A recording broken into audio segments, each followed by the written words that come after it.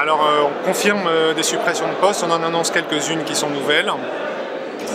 Au total, il y a plus de 130 postes qui ont été supprimés depuis mai dernier et il y en a eu encore 200 autres qui sont annoncés.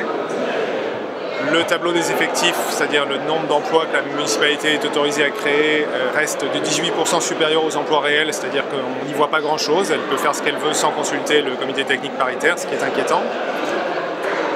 Et puis le plus curieux, c'est que, alors même qu'on explique qu'on est à la limite de ne plus pouvoir payer les contractuels et qu'on supprime donc des centaines de postes, dans le même temps on embauche 30 adjoints techniques de deuxième classe sans donner la moindre justification sur les raisons.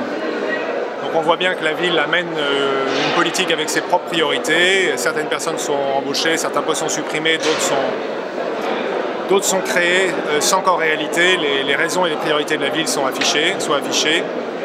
On va se retrouver avec pratiquement 2 classes par ASEM avec les effectifs qui ont été votés, alors même qu'on prétend qu'on va continuer à avoir une ASEM par classe de maternelle. C'est tout simplement pas crédible et c'est inquiétant pour les Argenteuillais.